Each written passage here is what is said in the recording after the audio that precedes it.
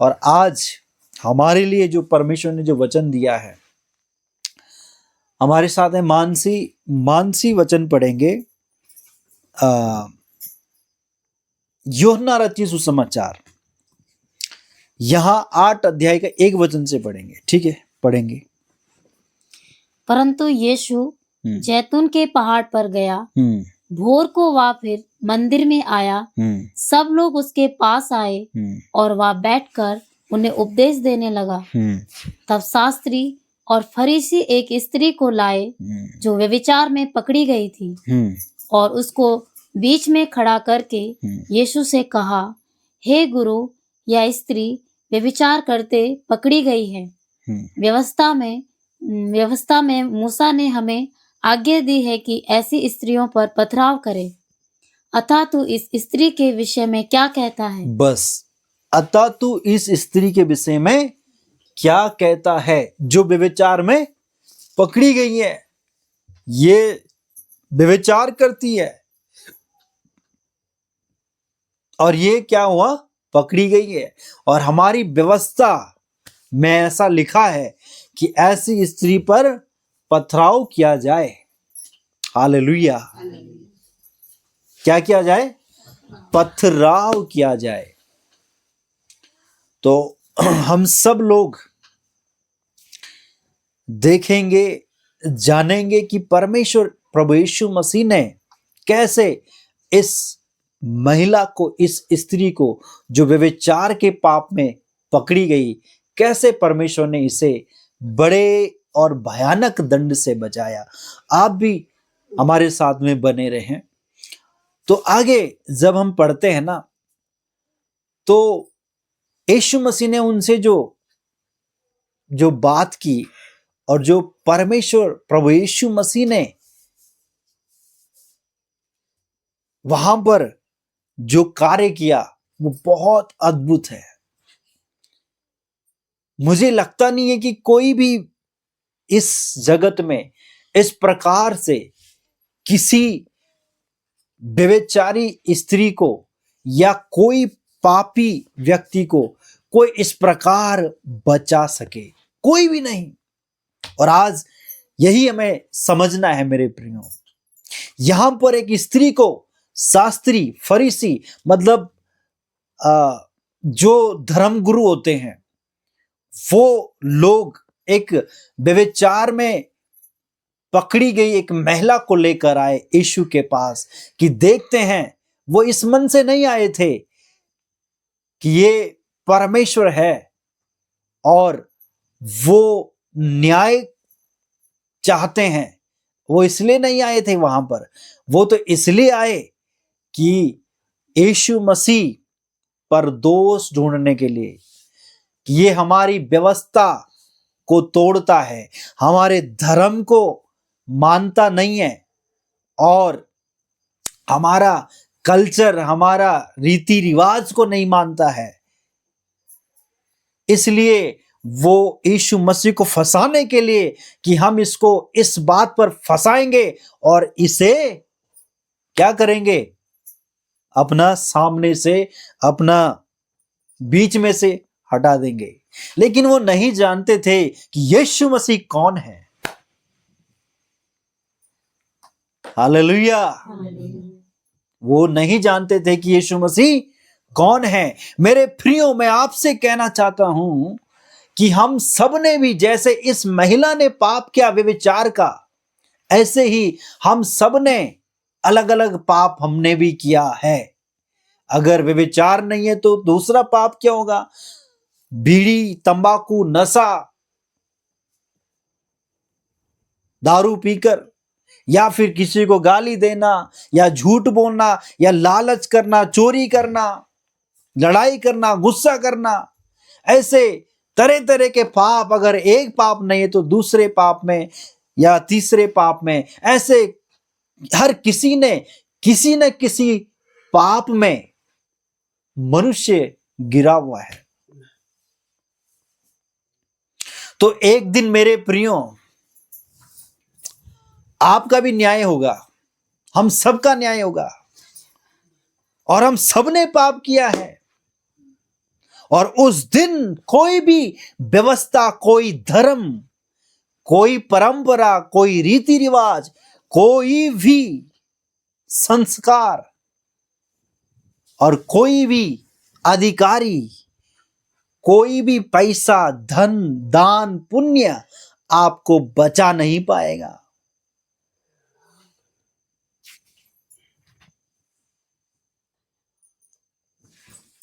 कोई व्यवस्था नहीं, कोई धर्म ग्रंथ नहीं, कोई ज्ञान आपको बचा नहीं सकता, कोई सत्संग आपको बचा नहीं सकता। केवल एक ही है जो बचा सकता है, उसका नाम है यीशु मसीह। Hallelujah, hallelujah. बोलो यीशु मसीह की जय। उसका नाम क्या है? यीशु मसीह। और इस घटना से यीशु मसीह ने साबित किया कि मैं पूरे जगत के लोगों के पापों को उठाकर, हालेलुया, मैं तुम्हें जीवन दे सकता हूं, तुम्हें दंड से बचा सकता हूं। हालेलुया, बोलो यीशु मसीह की। तो यीशु मसीह ने यहां पर जो कार्य यहां किया वो अद्भुत है, अद्भुत काम। यीशु मसीह ने उनसे कहा कि ठीक है, इस व्यक्ति ने, इस महिला ने व्यभिचार किया और तुम्हारी व्यवस्था में लिखा है कि ऐसी स्त्री पर पथराव करो। ठीक है, आप पथराव करो, लेकिन पहला पत्थर वही मारेगा जिसने कभी कोई पाप नहीं किया हो। Hallelujah, hallelujah, hallelujah. वहीं पर उनकी हवा खिसक गई, क्योंकि उन्हें मालूम नहीं था कि वो कौन है। वो सोच रहे थे ये कोई नॉर्मल, कोई इंसान है, लेकिन वो नहीं जानते थे कि यीशु मसीह कौन है। हालेलुया, जिसने पूरी सृष्टि को बनाया, जिसके पास बुद्धि और ज्ञान है, जिसके ज्ञान से समुद्र फूट निकलता है, ओस टपकती है। Hallelujah, hallelujah. जिसने आकाश और पृथ्वी को बनाया, उसके सामने कोई भी चीज, हालेलुया, हालेलुया, बड़ी नहीं है। कोई बीमारी, कोई समस्या, मेरे प्रियो,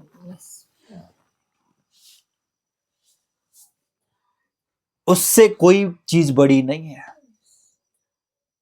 और जैसे ये महिला को ये लोग पत्थर करने के लिए आए हुए थे, उसके बाद जब यीशु मसीह ने इनसे कहा कि पहला पत्थर वही मारे जिसने कोई पाप ना किया हो, तो ये सब लोग वहां से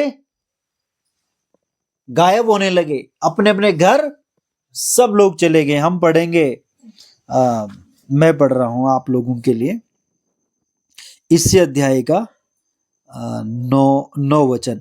परंतु वे यह सुनकर बड़ों से लेकर छोटों तक एक एक करके निकल गए और यीशु अकेला रह गया और स्त्री वहीं बीच में खड़ी रह गई। हालेलुया, वो सब लोग चले गए क्योंकि वहां पर परमेश्वर है, यीशु मसीह वहां पर मौजूद है, वो यीशु मसीह के सामने है। मेरे प्रियो, मैं आपसे बोलना चाहता हूं, जैसे परमेश्वर ने इस स्त्री को बचाया, ऐसे हम सबको पाप से बचाते हैं, पाप के दंड से बचाते हैं, गलत लतों से छुड़ा सकते हैं, और बीमारी हो, समस्या हो, कोई भी चीज हो, आंधी हो, तूफान हो, वो परमेश्वर सबसे बड़ा है और उसके पास सामर्थ्य, शक्ति है, ज्ञान है, बुद्धि है, और वो जीवन देता है, छुटकारा देता है, उद्धार देता है। उसी के पास सब कुछ उपलब्ध है। हालेलुया, आपकी मुक्ति, आपका उद्धार, आपकी आशीष, बढ़ोतरी, भलाई किसके पास है? यीशु यीशु के पास है।